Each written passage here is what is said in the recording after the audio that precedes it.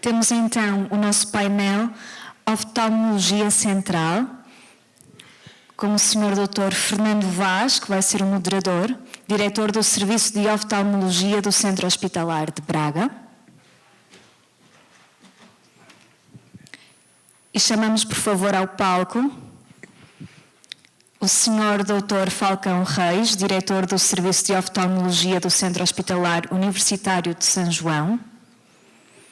O Sr. Dr. Walter Rodrigues, diretor do Serviço de Oftalmologia do Centro Hospitalar Universitário de Lisboa Norte. O Sr. Dr. Fernando Araújo, presidente do Conselho de Administração do Centro Hospitalar Universitário de São João. A doutora Célia Cravo, vogal executiva do Conselho de Administração do Centro Hospitalar Universitário de Coimbra. E o Sr. Dr. Paulo Espiga, vogal executivo do Conselho de Administração do Centro Hospitalar Universitário de Lisboa Central.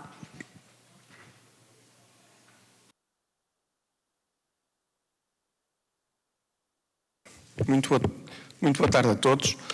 Eu queria começar por agradecer o convite e a confiança do Dr. Sérgio para moderar esta sessão e queria felicitá-lo pela oportunidade desta reunião.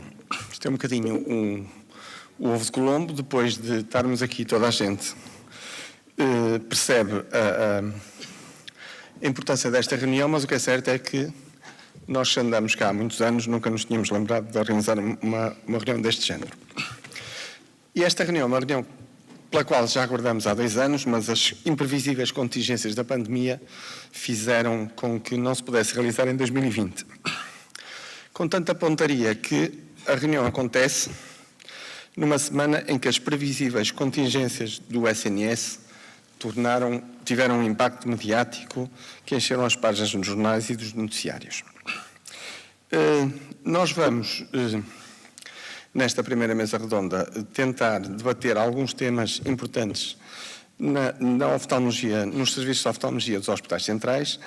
Temos um painel composto por diretores de serviço, como o professor Fernando Falcão dos Reis e o Dr. Walter Rodrigues, e 3 administradores hospitalares, a doutora Célia Cravo, que vem do Hospital da Universidade de Coimbra, o Dr. Paulo Espiga, do Centro Hospitalar de Lisboa Central, e o professor Fernando Araújo, do Centro Hospitalar de São João, e que, além do cargo que exerce, é uma pessoa também com experiência, quer na Administração Regional de Saúde do Norte, quer também tendo exercido já funções governativas como Secretário de Estado. Há várias questões que se levantam e que algumas delas foram já também apontadas nesta manhã e portanto, eu começaria por pedir à doutora Célia Cravo que nos falasse da sua experiência e da sua vivência num hospital como o Centro Hospitalar de Coimbra, com o Serviço de Oftalmologia, que é um serviço com uma produção não só assistencial, mas científica marcante e virada para pioneira também em algumas questões, como o Value-Based Healthcare. Portanto, pedir à doutora que nos trouxesse a sua experiência e a sua vivência e quais são as questões que pensa que poderiam incrementar e melhorar a atividade do seu hospital. Em primeiro lugar, eu queria agradecer o convite que foi endereçado ao Centro Hospitalar Universitário de Coimbra, nomeadamente ao Presidente do Conselho de Administração, o Dr. Carlos Santos, que por razões de agenda não teve possibilidade de aqui estar e, portanto, eu declaro já à partida que sou uma fotocópia que vou tentar não envergonhar o original.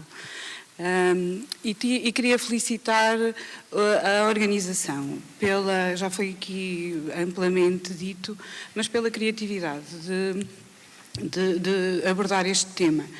E quando se fala em criatividade, os criativos normalmente falam muito em pensar fora da caixa. Eu não resisto a utilizar aqui uma dica filosófica da comédia e dizer que devemos pensar dentro da caixa, porque estão todos a pensar fora da caixa e a caixa está vazia. E, portanto, e como em relação às notícias que temos vindo a ver, de facto, se pensarmos que a caixa é o SNS, e se estivermos aqui a falar dentro da caixa do SNS, ele está a ficar vazio noutras especialidades, e se calhar na oftalmologia também é um dos exemplos. Por isso também me é particularmente caro poder vir falar de um serviço que ainda não está nessa fase de esvaziamento, que é o serviço de oftalmologia do Centro Hospitalar Universitário de Coimbra, do CHUC, e falar da minha experiência, que é particularmente caro ser administradora num hospital que ainda consegue manter um serviço com esta vitalidade. É um dos maiores serviços do Serviço Nacional de Saúde, o Serviço de Oftalmologia, mas tem singularidades, como também já foram referidas, que o tornam de facto um serviço âncora no panorama do Serviço Nacional de Saúde. Eu vou tentar então só referir-me a estes pontos que me desafiaram, mas sempre com base nesta que é a experiência do CRIO, que é um Centro de Responsabilidade Integrada, que foi não na nova legislação, ainda não houve esta adaptação às novas regras, conformado à legislação mais recente, mas foi um Centro de Responsabilidade que foi criado há bastantes anos e nós mantemos ainda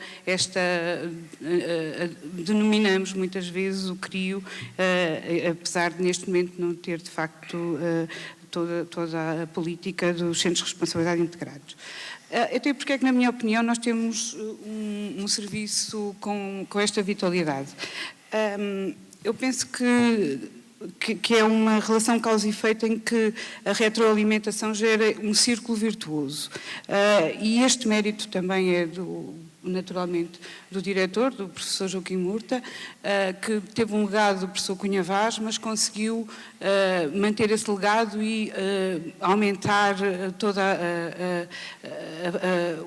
a base de ação do próprio serviço, quer com inovação, quer com grande incentivo à investigação, quer com a diferenciação do serviço, e isso faz, eu acho que é o que acaba por ter uma série de projetos que vão incentivando a que as pessoas que lá trabalham, especialmente os médicos, naturalmente, sintam vontade e se sintam motivados. É um ambiente que acaba por atrair e que depois, ao fazer esses projetos, acaba por ser um anzol para a manutenção do serviço e, portanto, vão alimentando este círculo virtuoso.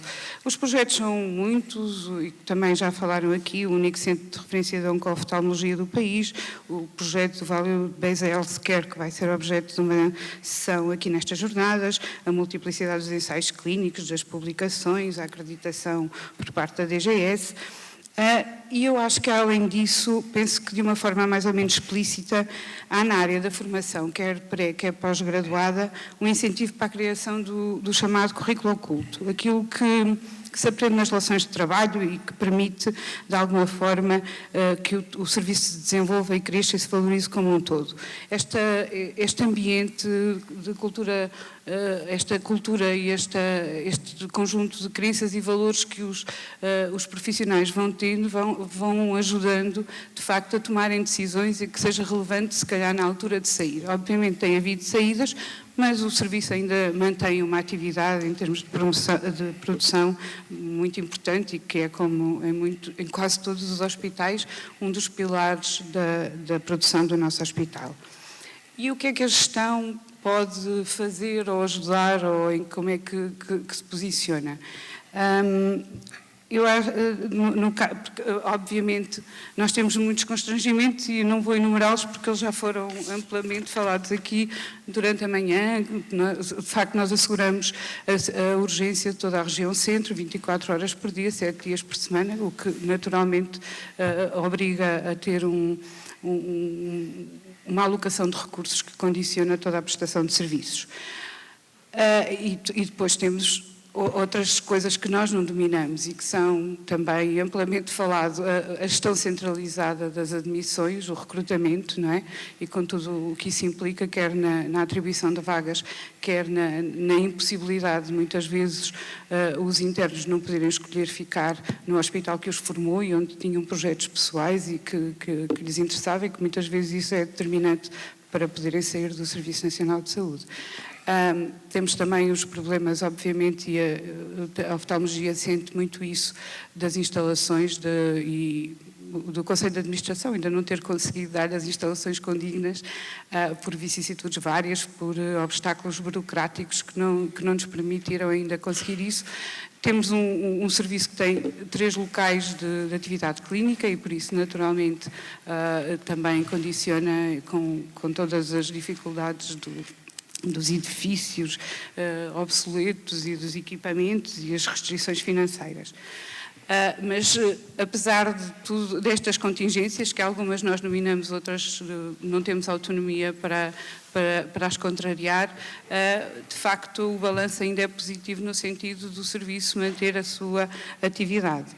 O papel da gestão aqui, que foi um bocadinho o que é que nós podemos fazer, é claramente ajudar a alinhar a estratégia com o serviço. O serviço tem esta estratégia que nós consideramos que tem resultado, que é válida em termos de atrair as pessoas pelos seus projetos profissionais, e o Conselho de Administração tem que estar alinhado com o serviço e manter e apostar muito em não perder o foco daquilo que são os objetivos do serviço, de manter esta situação, porque acreditamos que é possível manter um serviço de oftalmologia com esta capacidade de atuação, porque claramente há algumas coisas a melhorar, bastantes, inclusivamente temos problemas no acesso, temos as listas de espera e com tempos máximos de resposta garantido que não são claramente, que não nos deixam satisfeitos. Mas o alinhamento com o serviço, em termos de objetivos, é dar-lhe criar-lhe as condições para que ele continue a conseguir criar estas condições para as pessoas se manterem e para o serviço, de facto, continuar a crescer e a diferenciar-se ao ritmo a que tem acontecido. Portanto, basicamente, era isto que eu tinha para dizer em relação à minha perspectiva de achar que é possível. Portanto, queria até dar assim uma nota dentro desta caixa que é o Serviço Nacional de Saúde, se calhar há viagens que nós podemos fazer, podemos alargar a caixa, podemos ter mais algumas gavetas, mas esta viagem pode ser feita sem sair do mesmo lugar, que é o Serviço Nacional de Saúde. Acredito, e a experiência que temos no Centro Hospitalar Universitário de Coimbra é de que é possível ter um serviço de oftalmologia que é uma âncora para nós em termos de produção. Obrigado, Doutora. Dr. Paulo Espiga, também pedia para nos trazer a sua experiência e eu assim lançava o desafio. No slide que o senhor não consegue ler, fala-se em ineficiências e redundâncias, em obsolescência de equipamentos e edifícios.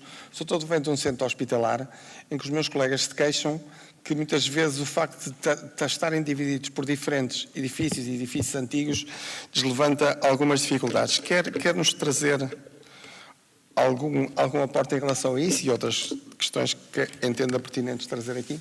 Muito obrigado, boa tarde a todos. Isto depois do almoço é sempre um pouco mais difícil, mas o tema é quente e, portanto, eu acho que é oportuno de falar. De facto, nós somos um centro hospitalar que foi criado com a junção de 6 hospitais que têm uma identidade muito própria e em 3 deles existiam serviços de oftalmologia com muita história e com muita identidade própria. Logo essa circunstância trouxe aqui alguma dificuldade. Bom, essa junção dos serviços e mantendo os serviços divididos traz os seus desafios, mas não são ultrapassáveis. Nós, de qualquer maneira, estamos divididos, mas estamos, enfim, à distância de 500 metros de cada um. Ainda temos uns vizinhos de uma rua abaixo, que é o Gama Pinto, que também é um serviço de oftalmologia de referência, que também está muito próximo de nós. Mas penso que o olhar para isto é olhar, de facto, numa forma mais sistémica. Ou seja, quando juntamos num serviço central, num serviço de oftalmologia, o que é que queremos dele no Serviço Nacional de Saúde? E essa é que é a questão fundamental para nós e penso também para o serviço. O nosso serviço passou por dificuldades muito fortes há cerca de 2 anos. Entretanto, criámos um centro de responsabilidade integrado ao nível da oftalmologia pediátrica, portanto está, embora com uma colaboração estreita com o serviço de adultos, mas está separado. Agora, a questão que nós temos aqui, que para nós foi mais importante é... Peço desculpa. É este. Peço desculpa. Nós somos, de facto, como eu dizia, o que é um serviço central? E quando nós olhamos para o sistema, e nós estamos no Serviço Nacional de Saúde, que é um sistema. E os sistemas, por natureza, todos os seus nós têm uma função. Não podem ter todas as funções ao mesmo tempo.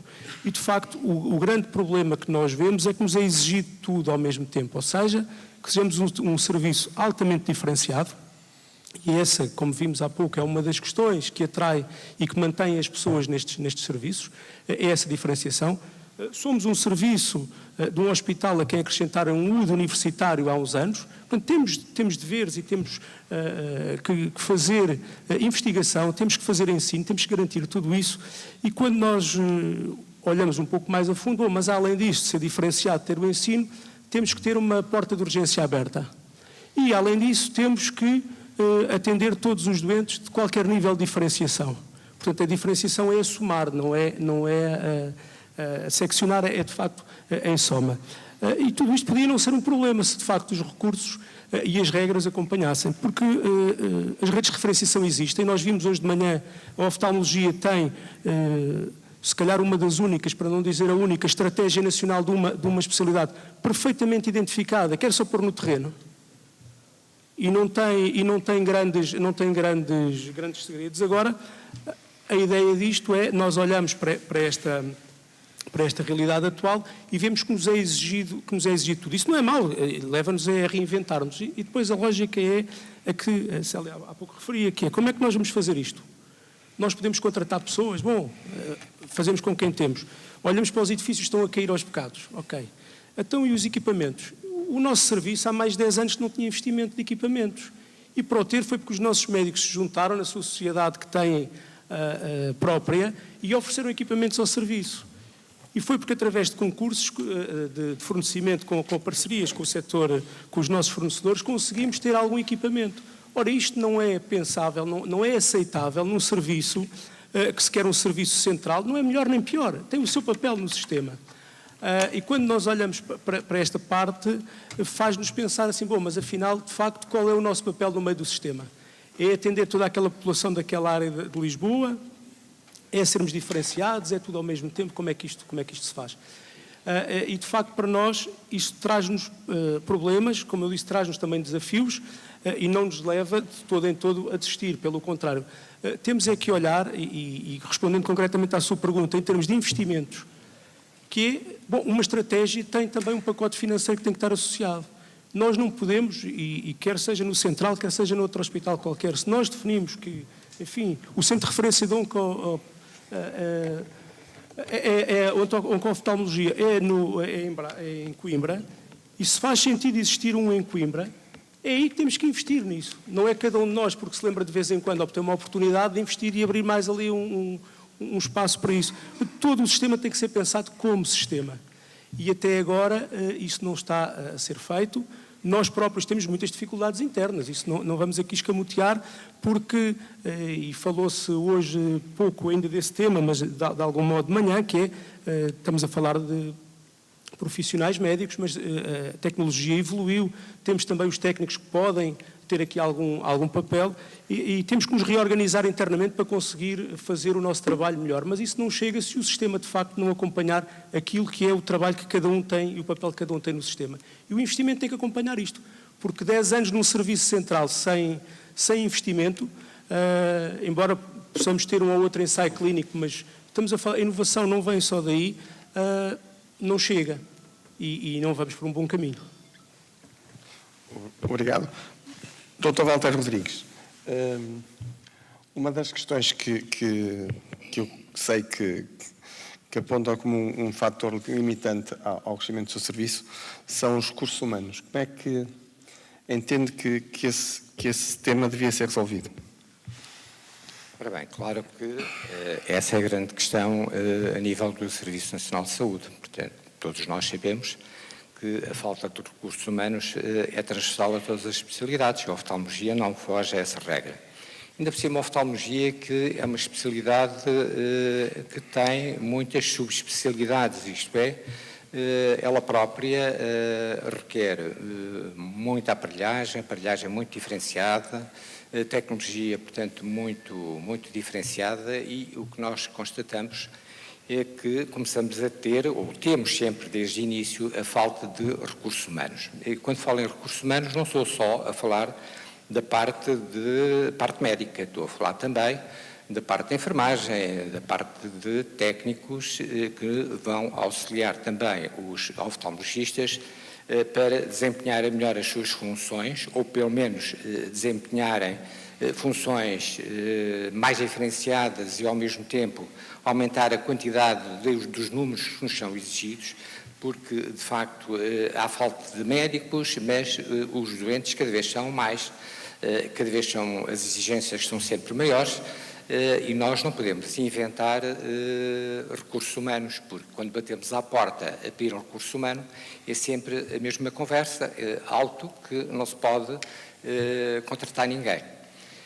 Isto é uma situação que leva-nos a outro ponto. Acho que os hospitais deviam estar, isto já foi falado também de manhã, deviam ter a capacidade de recrutar os médicos que fossem necessários para o seu desempenho. Se um hospital necessitar de 40 oftalmologistas, claro que teria que ter os 40 oftalmologistas para funcionar das 8 da manhã às 8 da noite. O que não acontece tomar a ter oftalmologistas para funcionar até às 2 da tarde. E muitas vezes para desempenhar todas aquelas funções que são essenciais para um desempenho de um serviço com diversas subespecialidades e que requer, de facto, um consumo bastante grande de recursos humanos. Para além disso, além de não termos recursos humanos, e estou a falar em termos de médicos suficientes a nível nacional, porque, de facto, isto foi-se perdendo, pelo menos nos últimos 15 anos. Isto tem havido uma morte lenta do Serviço Nacional de Saúde, e isto é o que todos nós assistimos. Portanto, agora serão dos ginecologistas e dos obstetras, porque, pronto, é esta, para a semana será de outra especialidade qualquer.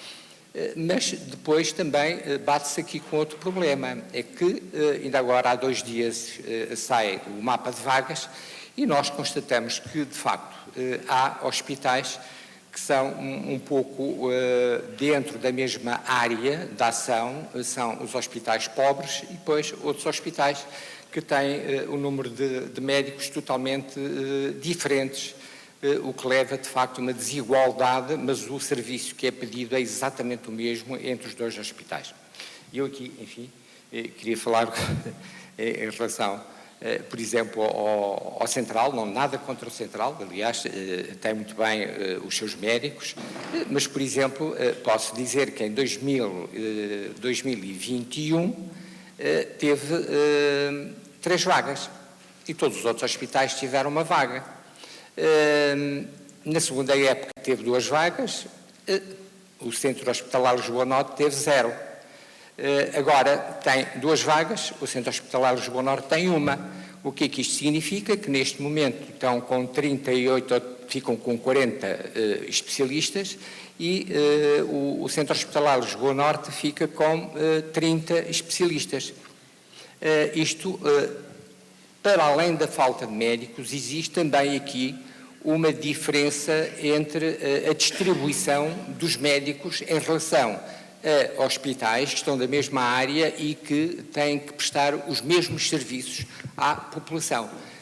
Isto acho que, de facto, é uma situação que se torna um bocadinho difícil e se, de facto, não tivermos que fazer um sacrifício muito grande, provavelmente não teremos capacidade de executar todas as nossas tarefas ou as tarefas que nos são exigidas.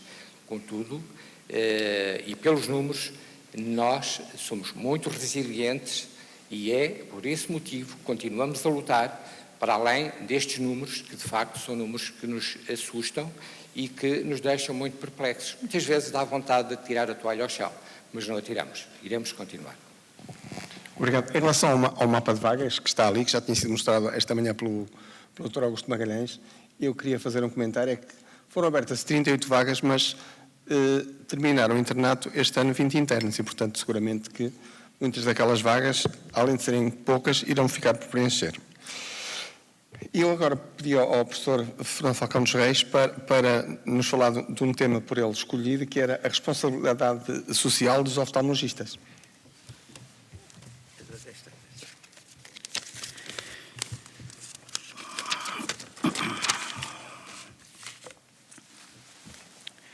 Cumprimento o Dr. Sérgio Azevedo, agradeço o convite, cumprimento os distintos membros da mesa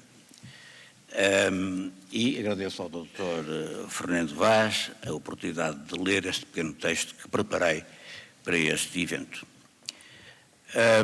É inelutável a importância da responsabilidade social para o desenvolvimento da sociedade. Empresas e pessoas assumem a responsabilidade das suas ações na esfera social. A responsabilidade social das empresas, dita responsabilidade corporativa, implica que os dirigentes dessas empresas conduzam um negócio com respeito pela ética e com a sensibilidade necessária para contribuir para a melhoria das condições de vida da população no plano social, individual, cultural, económico e ambiental. Para o oftalmologista, enquanto pessoa individual, quer exerça em consultório privado ou em unidades hospitalares, a ética profissional é a vertente da responsabilidade social mais importante, à qual, naturalmente, nenhum médico se pode eximir. Mas não é a única. Melhorar as condições de vida das pessoas, nomeadamente erradicando a deficiência visual por simples falta de óculos, é outra vertente da responsabilidade social que não pode ser ignorada. A prescrição de óculos é um ato médico e, portanto, é da exclusiva responsabilidade do médico oftalmologista. Porém, a ausência de definição do ato médico tem permitido que profissionais não médicos usurpem funções para as quais não têm a competência que só a formação em medicina concede. O exercício da oftalmologia por profissionais não médicos, como é o caso dos optometristas, representa uma ameaça à saúde e instala a promiscuidade entre quem prescreve e quem vende óculos. Ainda assim, os optometristas, investidos de grande poder económico, fazem-se ouvir nos mídias e nas redes sociais. Em ações de marketing pagas ou em entrevistas orientadas por jornalistas engajados, tentam passar a ideia de que o país precisa do seu contributo. Organizados em lobby, poderosamente munido de meios financeiros, exercem uma permanente e intolerável coação sobre o poder político. Por parte dos oftalmologistas, pleitear a competência exclusiva para receitar óculos deve acompanhar-se do dever moral de responder em tempo e de modo adequado às necessidades das pessoas. Mais de metade da população com menos de 45 anos apresenta erros de refração que obrigam ao uso de óculos.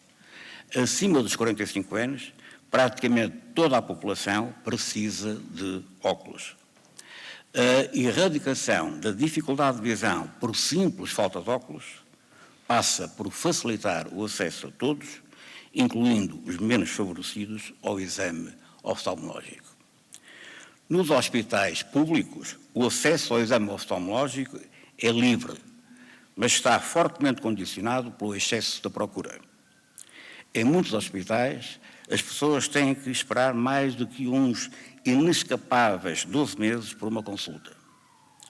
O cada vez maior número de médicos que abandonam a carreira hospitalar acentua o desequilíbrio entre a oferta e a procura. No setor privado, as poucas iniciativas que têm como objetivo dispensar óculos a quem precisa são quase sempre promovidas pelas casas de óptica, pelos fabricantes de lentes ou, esporadicamente, pela Sociedade Portuguesa de Oftalmologia. O setor privado e o setor social não habitam este espaço de caráter social e humanitário.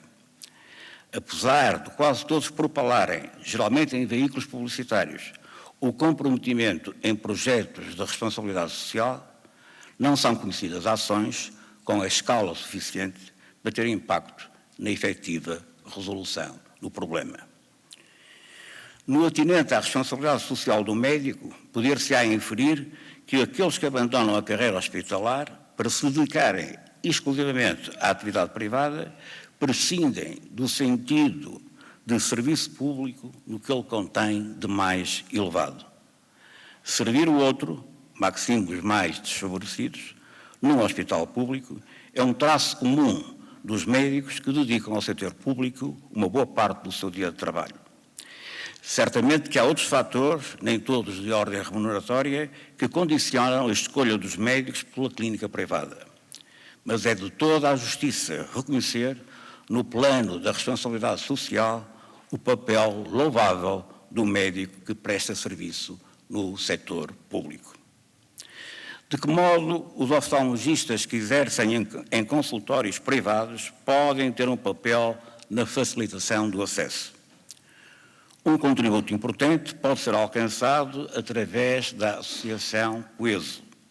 Esta Associação de Oftalmologistas, para além de outros objetivos, almeja negociar com o Estado a possibilidade de qualquer cidadão poder consultar um oftalmologista sem ter que pagar pela consulta. O pagamento seria feito num esquema semelhante ao já em uso cheque dentista. O acesso às consultas seria grandemente facilitado pela ausência de burocracia. A consulta de proximidade e a rede de consultórios dispersos por pequenas localidades evitaria deslocações, não raras vezes, de centenas de quilómetros. Os oftalmologistas, se organizados em rede, como acontece com a Coeso, poderão vir a ter um papel decisivo na prestação de cuidados de saúde em Portugal. Além da resolução do problema da receita de óculos, a rede permitirá uma redução significativa da lista de espera nos hospitais. A referenciação hospitalar com correta priorização, se só possível se for feita por um oftalmologista, e o seguimento adequado dos doentes após a alta hospitalar são outras vantagens que as consultas de proximidade podem oferecer. Tudo isto, se alcançável, mudaria radicalmente o panorama da assistência oftalmológica em Portugal. Mostraria também, com a máxima evidência, a inutilidade das consultas de optometria, pela simples razão de que ninguém consulta um optometrista quando tem uma consulta de oftalmologia à sua disposição. Consultas de oftalmologia acessíveis a todos, com periodicidade variável em função da idade, não é uma ideia irrealizável. Basta envolver, num desígnio comum, os oftalmologistas que exercem nos consultórios espalhados por todo o país, sustentando uma factual cobertura nacional, e esperar que o SNS permita o acesso a todos os que precisam. Muito obrigado. Obrigado, Sr. Professor. Professor Fernando Araújo, o relógio está a contar e o tempo escasseia. E quem esteve cá esta manhã sabe que eu não estou a pedir para se apressar, estou simplesmente a citar o título de um seu recente artigo. O Sr. Nós, durante esta sessão, estamos aqui a ouvir elencar problemas, mas ainda não tivemos propriamente um apontar de soluções. Deram-nos algumas pistas. O Sr. pelas funções que exerceu, está ligado a dois projetos que já estão no terreno, importantes para a oftalmologia, o rastreio da saúde visual infantil e o Value Based Healthcare. Nós ouvimos há bocadinho dizer que temos uma estratégia que é só colocar no terreno, mas também ouvimos que há obstáculos burocráticos. Com a sua experiência, como é que acha que podemos dar a volta a isto? Muito boa tarde. Em primeiro lugar, comentar o Dr. Sérgio Azevedo e o Dr. Franklin Ramos, e agradecer imenso o amado convite para estar aqui presente e de uma forma felicitar-lhes, que já foi referido, mas vale a pena sublinhar, a ousadia que tiveram a coragem de fazer algo diferente, de fazer algo disruptivo, que é pensar a oftalmologia do ponto de vista gestionário. Enfim, eu olhei para o programa, um programa extremamente interessante, e fazer algo que muitas vezes no SNS não é feito. Enfim, nos últimos casos temos visto isso, que é a falta de planeamento, de organização, e é verdade que a oftalmologia temos dado ao longo dos anos essa lição de ter gente que pensa, gente que reflete e gente que tenta antecipar, prever e ter uma ação estratégica nesta área. Eu acho que isso é de felicitar e eu acho que este evento é uma lefada a dar fresco nesse panorama e, portanto, desejar que seja o primeiro de muitos oftalmologistas para o futuro nesse sentido. Comentar o Dr. Fernando Vaz, e em seu nome também comentar aqui os colegas da mesa e os presentes, e dizer que realmente a oftalmologia, eu sei que os manhãs que já foram mostrados os números, a oftalmologia é realmente uma área de enorme produtividade, enfim, para os aspectos sociais já foram aqui referidos, do ponto de vista de resposta de problemas de saúde da população. Vocês devem ter visto os números, enfim, estamos a falar eventualmente de 8 a 10%, tem os números atrás. 8 a 10% das consultas dos hospitais, depende do tipo hospitalar seguramente, das cirurgias pode 20, 25, chega até 30% em alguns hospitais, e portanto estamos a falar de uma produção muito relevante, e quando olhamos depois para, mesmo do ponto de vista económico e financeiro, estamos a olhar para conjunto de recursos humanos que corresponderá eventualmente a 1 ou 2% dos recursos humanos do hospital, corresponderá do ponto de vista de despesa eventualmente a 2, 3% da despesa do hospital, depende muito do tipo hospitalar, e gera proveitos, do ponto de vista de 8, 10% dos proveitos hospitalares. Estamos a falar de uma área que é, do ponto de vista económico e financeiro, muito relevante para a gestão hospitalar. E, portanto, daí a importância que tem uma área que é tão diferenciada, tão especializada, e que precisa, do ponto de vista também gestionário, de um cuidado muito especial. Bem, eu diria que aqui já foi referido, mas eu gostava de sublinhar aqui 3 ou 4 dimensões que eu acho que são importantes na oftalmologia, diria em geral, na saúde, mas na oftalmologia em particular. Uma, realmente, atualmente a gestão de um serviço, de um hospital, de uma instituição, não é compatível com mecanismos que nós atualmente temos que têm 50 anos. Quer dizer, não é possível gerir recursos humanos como geríamos a administração pública há 50 anos atrás. O mundo mudou, a sociedade mudou e, portanto, nós mantendo os mesmos instrumentos, de repente vamos ter sucesso na nossa política. E, portanto, se me pergunta a mim qual é o principal obstáculo neste momento que temos do ponto de vista gestionário, é seguramente a autonomia. É verdade que nós estamos subfinanciados, é verdade que temos problemas a vários níveis, mas também é verdade que a autonomia é seguramente a nossa principal constrangimento e que com mais autonomia podíamos ter melhor capacidade de alocar os recursos financeiros que estão à nossa disposição. E essa falta de autonomia que leva depois não só a problemas, como alguns temos visto ultimamente, mas até despesa inadequada, má despesa, pela falta que temos de capacidade de o fazer. Eu vou-vos dar aqui 2 ou 3 exemplos, enfim, para quem não está muito ligado com a administração, tem aqui colegas que estão bem dentro dos processos, mas vou-vos dar um exemplo. Variamos um instrumento, enfim, na oftalmologia é um bom exemplo, um instrumento que é único e que avariou de forma irrecuperável, que custa mais de 100 mil euros, custará 120 mil euros, eu já não sei exatamente de acordo, 160 mil euros, tudo bem. A oftalmologia é uma área, no vosso caso, cada vez mais tecnologicamente avançada, mais exigente do ponto de vista instrumental e, portanto, também com mais alguma despesa associada, mas também, enfim, naturalmente, com muita inovação junta. Ora bem, para nós substituirmos um equipamento que custa desta ordem de grandeza, que é único, que é necessário substituí-lo para não haver vazio nessa resposta, teremos que preparar um projeto interno de forma a ter uma análise de custo-benefício da importância de alocar verbas a este equipamento e não outro qualquer dentro do hospital noutra área, portanto ter aqui um custo de oportunidade que é importante refletir, percebemos o que é que este equipamento vai trazer de benefício para os doentes em particular e, portanto, temos essa noção clara do custo-benefício que cada euro que colocamos nesta questão vai ter. Teremos que depois ter, dependendo das circunstâncias, uma avaliação, eventualmente, do próprio ROC e do próprio Conselho Fiscal, dependendo da situação que é em causa. E depois teremos que ter uma aprovação através de uma plataforma de investimentos da ARS regional. Teremos depois de ter uma aprovação da ACSS. Teremos depois de ter uma aprovação eu ia dizer Secretário de Estado de Saúde, mas agora isto foi delegado na Ministra da Saúde.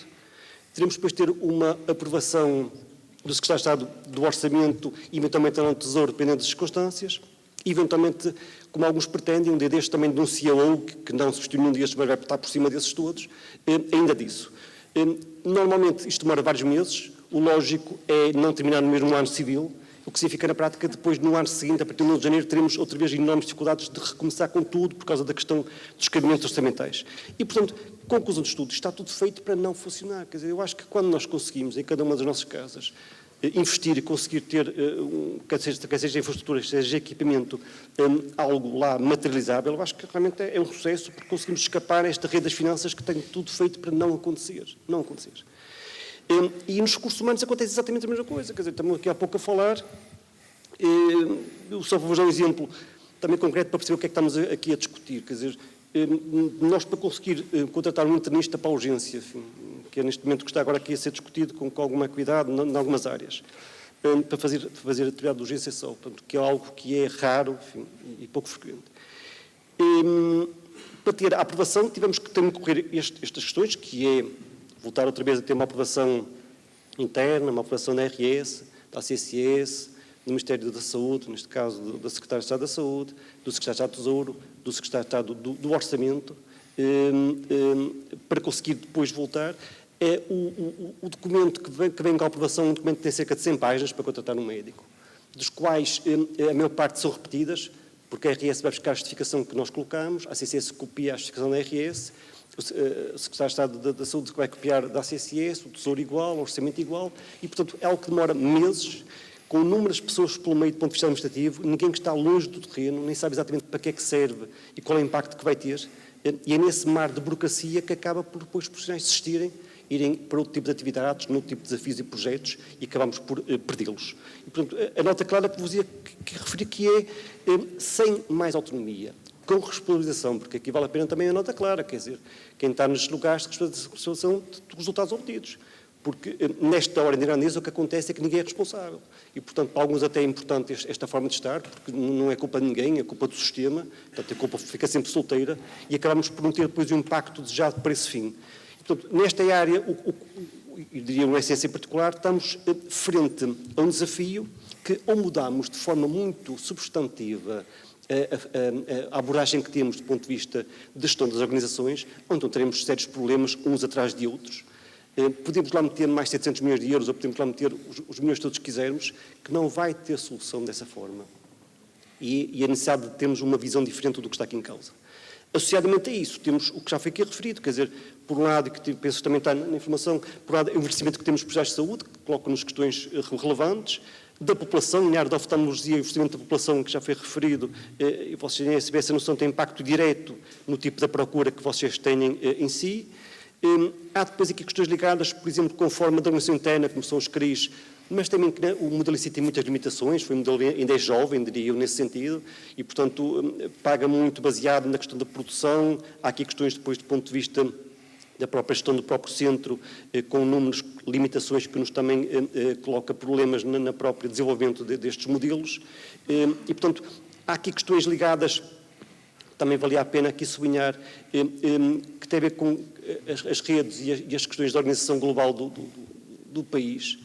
É verdade, volto a dizer que a oftalmologia sempre teve e mantém uma visão muito estruturada do que é que pretende e do que é que faz sentido, e é pena não haver um apoio substantivo para a sua implementação, mas há muitas outras áreas em que tal não acontece e, bem pelo contrário, acaba por alterar-se esse paradigma.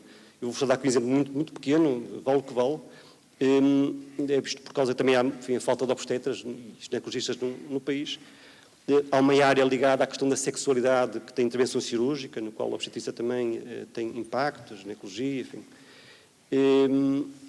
Há um centro designado a nível nacional para esse fim em Coimbra. Eu não ia referir nomes, mas em Coimbra.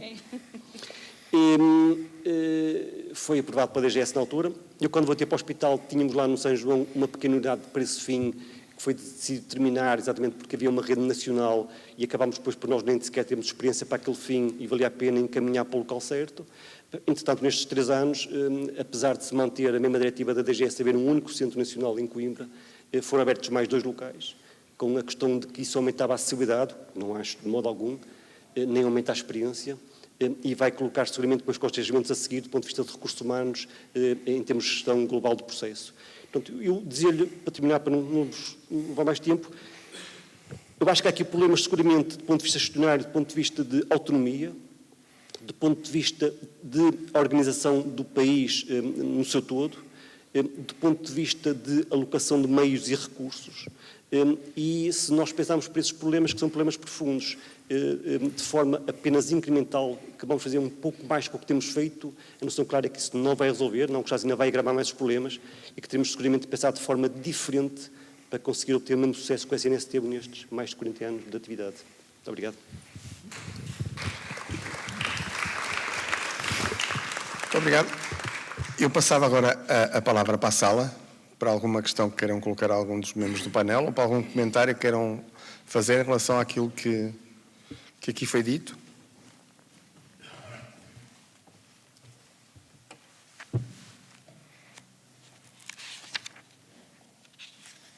Bem, se ninguém tem questões,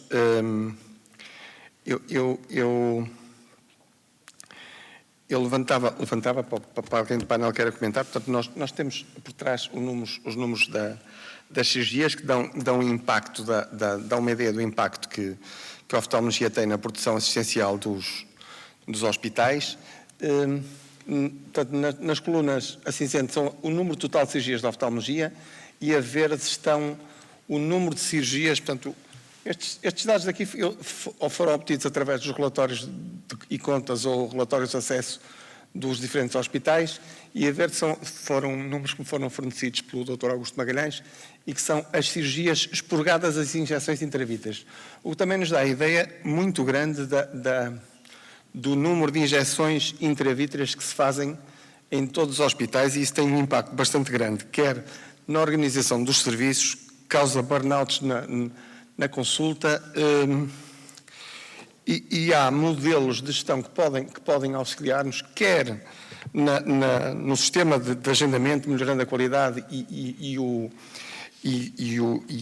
risco de não termos sobreposições de agendamentos, fazer um follow-up melhor dos doentes, e, por outro lado, há também sistemas estes procedimentos têm, por um lado, uma importância no financiamento dos hospitais, também têm custos bastantes para quem paga, que é o Estado, porque estes tratamentos são caros, apesar de, em alguns hospitais, sobretudo no Norte, se fazer divisão das ampolas, o que, de certa forma, diminui esses custos.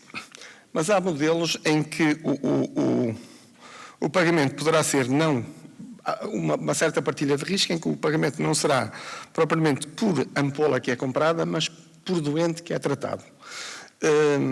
E, sobretudo, portanto, isto, para os diretores de serviço, a questão seria colocada mais ao nível da organização e da gestão das agendas. Para os administradores, como é que vê este tipo de modelo de financiamento de pagarem não por ampola que compram, mas por doente que é tratado? Porque muitos destes doentes fazem 8, 10 tratamentos por ano, e, portanto, diminui o risco de, se o doente fizer mais tratamentos, paga-se menos, se fizer menos tratamentos, paga-se mais. Cada vez mais temos o objetivo do ponto de vista gestionário, não pagar por produção per si, mas pagar pelos resultados. Um bom exemplo é a questão do Value-Based Healthcare, e a questão das cataratas é um bom princípio por esse caminho. Mas, noutros casos que temos utilizado, o que nos interessa mais, acima de tudo, não é o processo, é o resultado final, e é isso que nos interessa, temos que ir para esse caminho.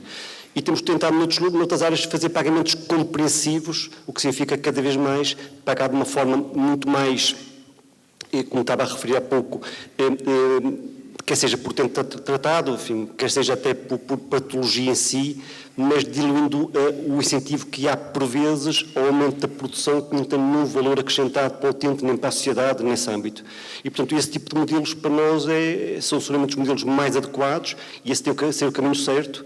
Portanto, eu diria que há aqui dois passos. Um, eventualmente, que é por doente, por preço compreensível ajustado, eventualmente à própria patologia, o que for, muito menos pela quantidade ou pelo volume, mas depois o passo seguinte será seguramente pelos resultados em termos de qualidade, que é o que nós pretendemos, e de forma que o que se investe não é no processo, mas é no resultado que obtemos no próprio doente.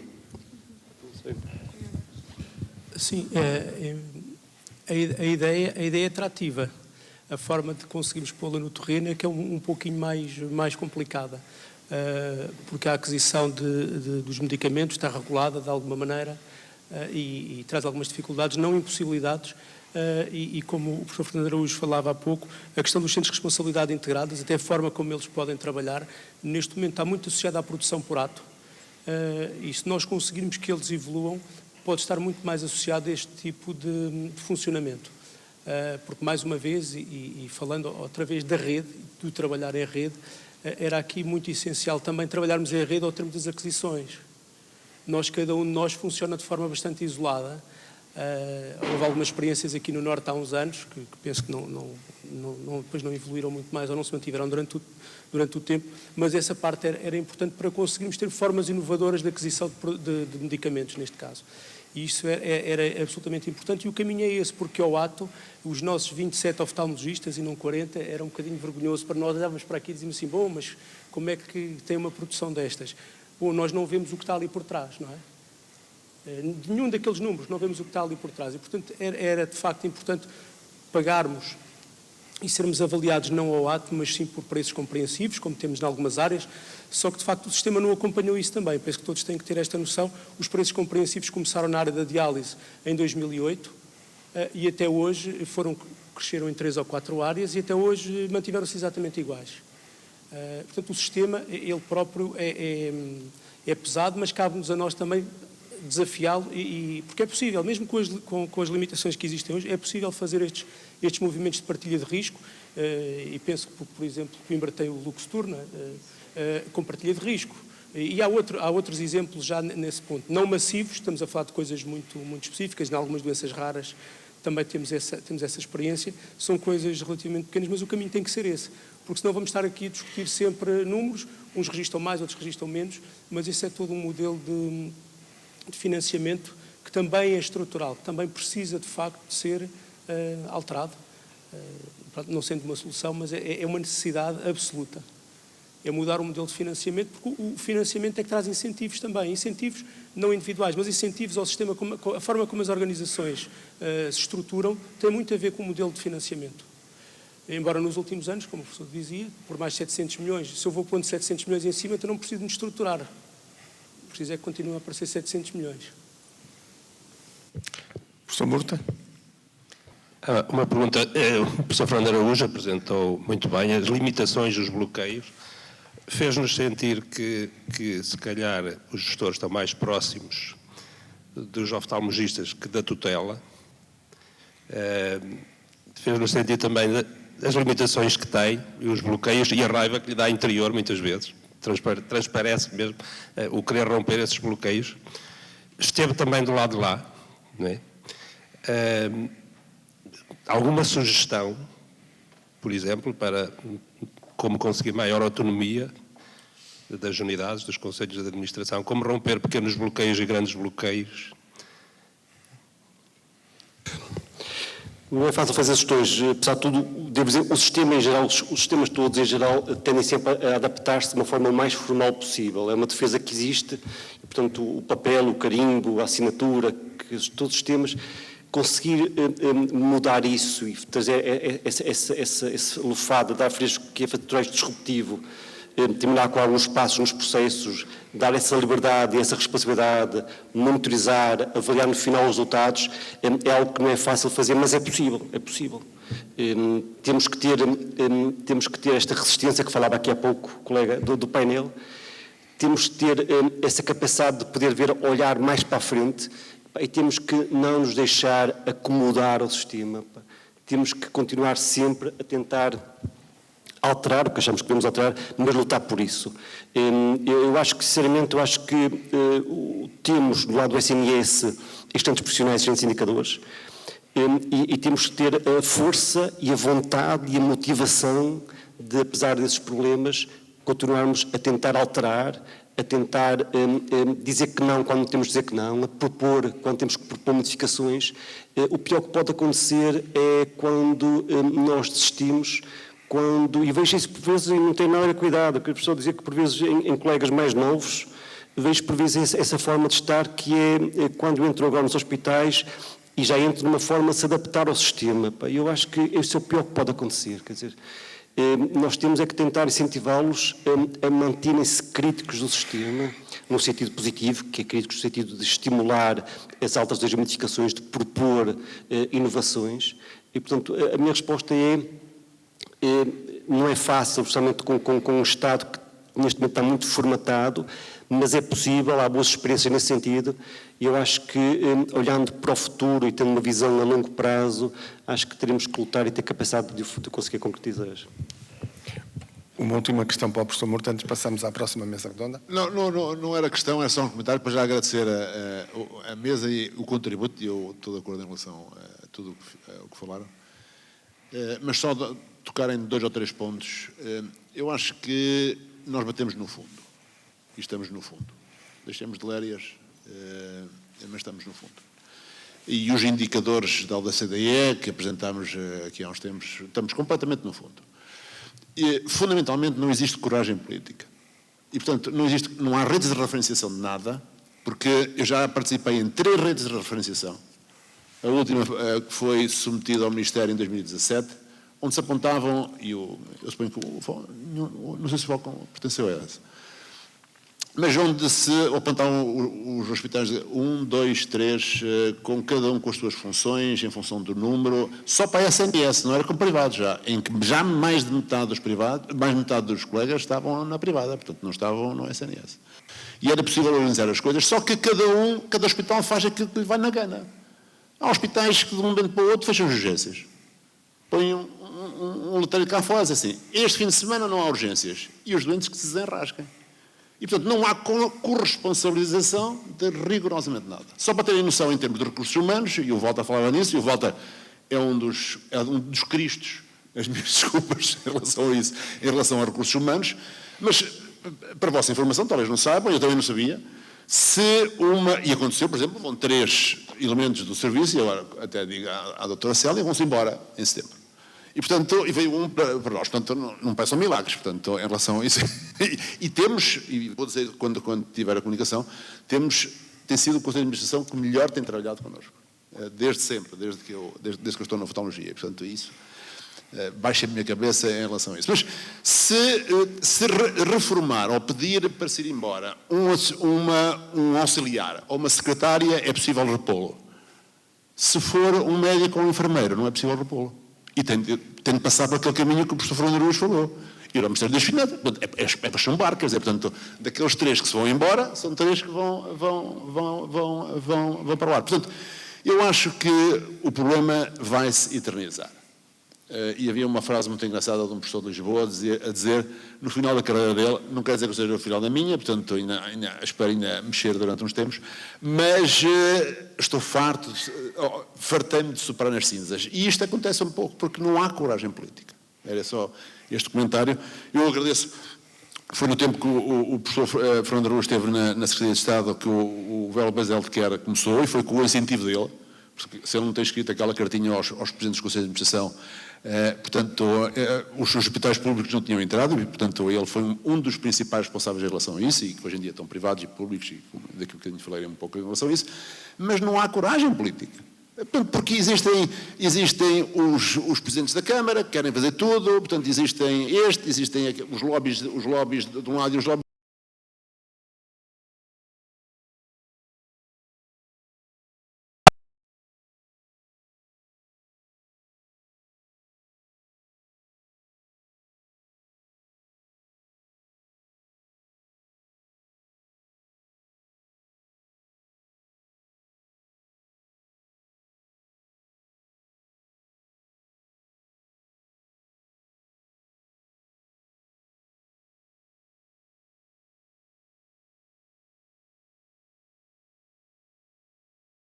De estarem-se a adaptar a isso, mas as gerações, e eu vou falar um bocadinho disso, as novas gerações têm uma mentalidade diferente em termos do que é o vestir a camisola e o SNS, portanto, as prioridades são diferentes. Basicamente era esse comentário que eu queria fazer, portanto vejo com muito negro o futuro do SNS, que é para a oftalmologia, que é para o resto, e a oftalmologia é das especialidades, como todos sabem, que mais rentabilidade dá a um hospital.